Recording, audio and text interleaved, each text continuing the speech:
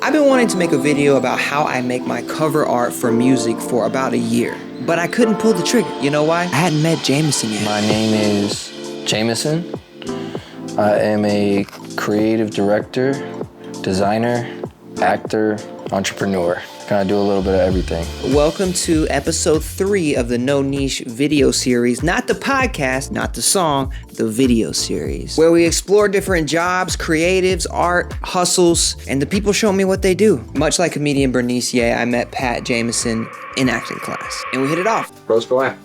You got it, buddy. Once I discovered his personality and saw his work, I knew he was the guy who should create the Asian chicken salad cover. And he killed it. Oh my. What's going on? My name is Cole Connor. I'm an artist and entrepreneur, and I was put here to do 2 things: create and inspire. Thanks for being here. Let's get into it. I've been making artwork for 15 years. I've been doing it professionally maybe for 10. I got started in the art game by necessity. I kind of just didn't have the budget as a young artist coming up, needing artwork, needing cool visuals. In high school, I didn't have the money for that, so I just had to go and draw the idea myself. I kind of got started just by experimenting in Photoshop, Paint, before Photoshop even, and the free programs on the internet, just trying to create cool stuff to, promote my music. Music is my first love. You said fuck your bed, you could sleep in mine. You know that I wish I could, I don't have the time. But you said fuck your friends, come and give me some. Sent them news right to my phone. I attack a client's artwork as if I was attacking my own. Because I feel like if you're not really that invested in someone's work, you're not gonna get the best quality. Like a lot of guys, they don't, get personally involved in the artwork. They just do it to complete it. Whereas I'm more about bringing a lasting idea and visual and collaborating with an artist on their idea and creating something that couldn't have come to be without our 2 minds or, a collaborative effort. Like if you had to brag a little bit. I was actually successful in the art game pretty early as a kid.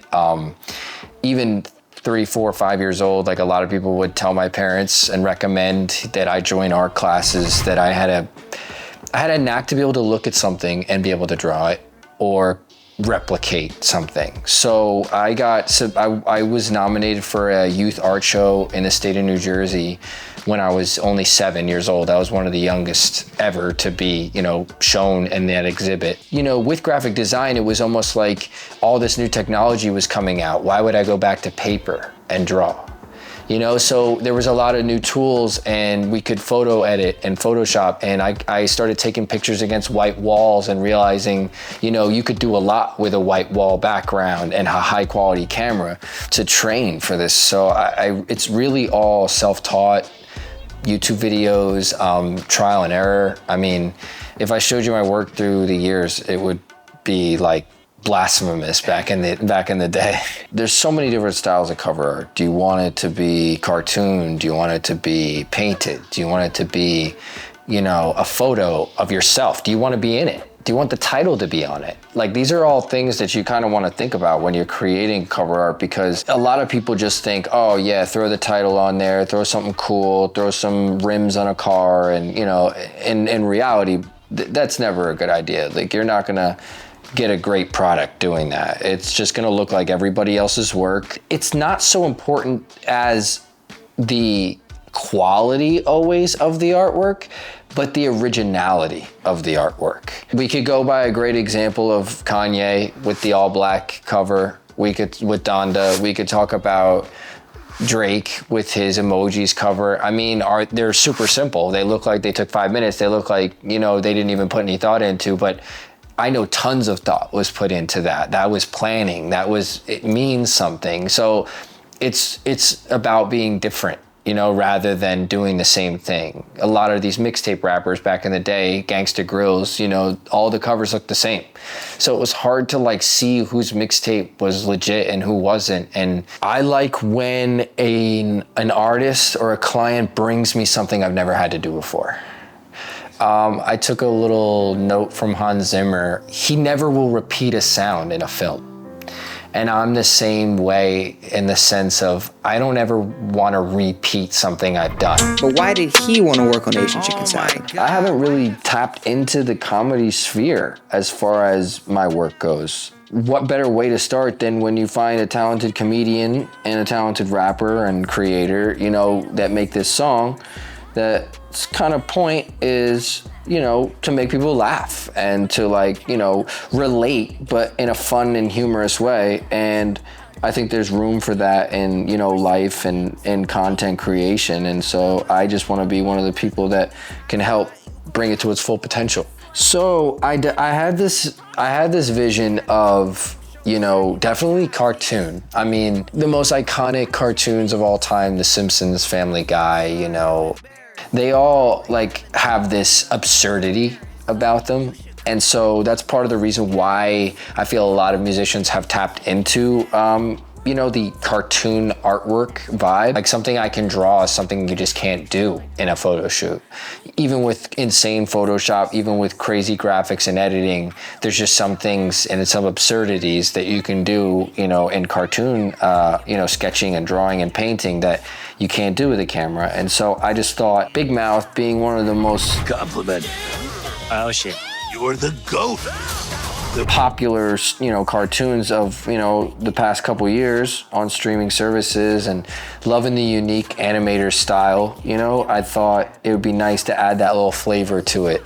Kind of the large head, you know, small body aspect, but, you know, still making it, you know, resemble the characters enough that when you look at them, you're like, oh my God, it's as if they were, you know, having a music video on that show, on the artwork.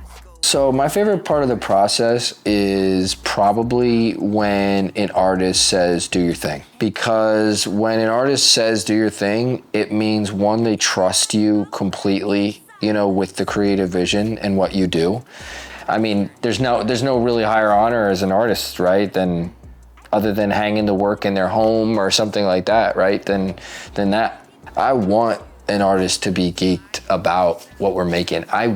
Like when I send something through and they're not happy, like I take that hard. I mean, I may not make it a big deal because it happens in the business, but I learned a long time ago, right? Like there's joy in liking the piece yourself, but there's way more joy when a client loves it. I love it. So of course I had to ask for the people looking to be cover artists, any advice? Like if you're gonna make this a trade, in the beginning, it's gonna take a lot of sacrifice. And to do this for a living, I didn't, you know, get 100, 200, 300 clients, you know, overnight. It took years and years and years to do that. And if you expect that the first year of doing it, you're gonna be, you know, rolling around in sports cars and traveling to, you know, Barbados, you're just in another planet, bro. You're gonna be eating scraps. You're gonna be, you know, late on rent. Like, it's still gonna be tough, bro. And the thing is that in the beginning, you gotta work for near nothing. Damn. And I don't wanna sound like, you know, the guy that pushes free work, but you need to earn what you know, the respect that people give you. And if you don't have a big clientele and you haven't done much in this industry, how can you expect people to respect you, you know? And it doesn't mean that they won't respect you, but it's kind of your job to make them respect you. It's not their job to respect you. And I kind of, when I was younger, I got confused there where I just thought everybody owed me respect, you know? And I thought everybody kind of, you know, I deserved it without having to do much. And you realize how hard people really work out here. And I would say, don't work for like cheap for long, but do it to build relationships with people, collaborate, scratch people's backs, you know, like that's how you're gonna get favors. That's how you're gonna get job offers. That's how you're gonna get contracts is, hey, you know, it's 2 a.m. We're due at 6 a.m. Are you willing to stay up for the next 4 hours when you have work at 8 a.m. to get this artwork done? And if it does, maybe Young Money posts it and maybe Lil Wayne used it, because that's what's happened to me. I've been hit in the middle of the night that an artwork has fallen through, that something has happened and we need creative, and it's for an A-list artist. And you're like, well, here's my moment. And you could either sit there and cry about, this is ridiculous that they're contacting me to do this now. I'm getting this opportunity, but it's in the middle of the night. I sat down without a question asked. I got that shit done. I had 5, 10 different versions by the time that they needed and was ready the moment they needed edits. And it was completed by 12 p.m. the next day and it was approved. And next thing you know, Lil Wayne is added to your clientele list. I mean, it's that simple, but it's also being ready and staying ready and not having too big an ego and not saying, oh, you know, you're gonna pay me or else who are you? Like, you know, like maybe after you've worked with 10 A-list celebrities, you might be able to raise your price a little bit. You might be able to say, hey, I'll be a little bit more selective with projects because I want to dedicate time to these bigger artists. But those small time clients, those guys that are hustling as waiters and entrepreneurs and, working night shifts to pay you, those are your bread and butter. No matter what business you're in, graphics, photography, media, entertainment business, those are your bread and butter. Those are the important people. If you forget about them for the A-list celebrity just because they got a big name, the A-list celebrity has 8 other artworks being submitted every time, even if you are approved. You're not special. Damn. I've had artworks done for the greatest people and done crazy things, and the next day I wake up and I'm the same person and I'm the same guy with the same life. It's not that easy. So it's nice, but you gotta hustle hard. What I would recommend for somebody starting out is do everything yourself. Do everything yourself in the beginning. When you're starting out, even if you had Steven Spielberg directing you and he just said, I'll do whatever you want me to do, the movie's gonna be bad. Because in the beginning, we're starting out, we're not gonna have a lot of things going for us. So what I would say is it worth it to basically, be in the entertainment industry to get a chance to do this every day? I wouldn't trade it for anything. I'll try till the day I die. Same, man. Same. It's cliche at this point, but this art life is a journey and we just gotta keep trying, keep going. I appreciate you taking the time and giving us a sneak peek into how you create art. It's beautiful. More No Niche episodes on the way. Subscribe. Stay tuned. Oh my God, why do you have so much salad in your shopping cart? Save some for someone else. Oh wait, are you bleeding? Have you seen my finger? I used to live smack in the middle of Seattle. Where? Seattle?